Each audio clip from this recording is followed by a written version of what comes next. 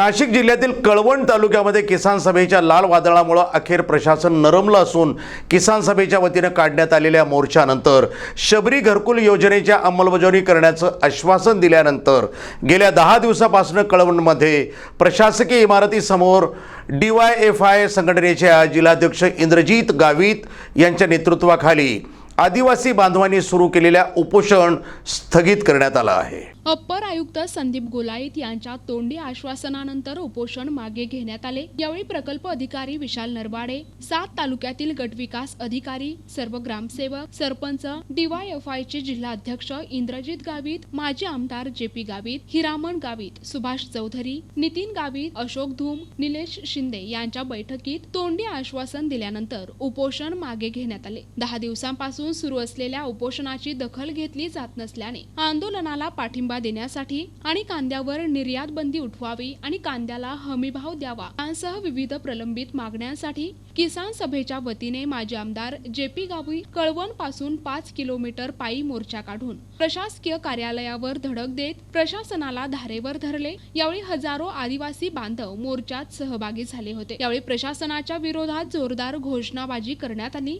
1 महिन्यात शबरी घरकुल योजनेची अंमलबजावणी करण्यात आली नाही तर यापुढे तीव्र आंदोलन छेडण्याचा इशारा आंदोलकांनी दिला आहे। यावेळी माजी आमदार JP गावित, काँग्रेस तालुका अध्यक्ष केदार सोनवणे, संतोष देशमुख, क्रांतीवीर छावा सेना तालुका प्रमुख प्रदीप पगार, पाळे उपसरपंच बंटी पाटील, नितीन गावित, अशोक धूम, राम चौरे, जितेंद्र पगार, किसान सभा तालुका अध्यक्ष निलेश शिंदे, विवेक महाजन, सचिन वाघ, शीतल महाजन, संगीता आहेर, सुभाष चौधरी, भिका राठोड, देविदास हडळ, तुळशीराम कोठारे, हिरामण गावित, सुदाम भोये आदींची उपस्थिती होती। जे काय शबरी घरकुल उपोषणा संदर्भामध्ये आज आदिवासी विकास अपर आयुक्त श्री गोलाईत साहेब आणि आपल्या कळवण एकात्मिक आदिवासी विकास प्रकल्प कार्यालयाचे प्रकल्प अधिकारी श्री नरवाडे साहेब आणि कळवणचे माजी आमदार JP गावित आणि आम्ही सर्वांच्या उपस्थितीमध्ये या ठिकाणी बैठक झाली। बैठकीमध्ये शबरी घरकुलाचा जो काही कोठा दिलेला होता तो कोठा प्रत्यक्षात या ठिकाणी अपूर्ण आहे, म्हणून आम्ही सर्व उपोषणकर्ते यांनी अपर आयुक्त श्री गोलाईत साहेब यांच्याकडे विनंती केली की आम्हाला या ठिकाणी अतिरिक्त कोठा शबरीचा द्यावा आणि जे काही अतिरिक्त प्रस्ताव आहेत शबरी घरकुला जे आदिवासींचे त्यांना या ठिकाणी मंजुरी द्यावी। त्याच्यावरती श्री अपर आयुक्त यांनी आम्हाला सांगितलेलं आहे की 1 महिन्यामध्ये आम्ही उर्वरित महाराष्ट्रामधून जे काही उर्वरित शबरी घरकुलाचा जो काही कोठा आहे तो आम्ही या ठिकाणी कळवण प्रकल्पाला देऊ आणि कळवण प्रकल्पाअंतर्गत जे काही जादाचे शबरी घरकुलाचे प्रस्ताव आहेत त्यांना आम्ही या ठिकाणी मान्यता देऊ अशा पद्धतीचं त्यांनी सांगितलं आणि त्याच्या अनुषंगाने आम्ही या ठिकाणी आजचं 10 दिवस चाललेलं आमरण उपोषण आम्ही या ठिकाणी त्यांच्या उपस्थितीमध्ये या ठिकाणी मागे घेतोय असं आज या ठिकाणी सांगतो। आज 1 तारखेपासून 1 जानेवारी पासून तर आज 10 जानेवारी उजळला आणि आज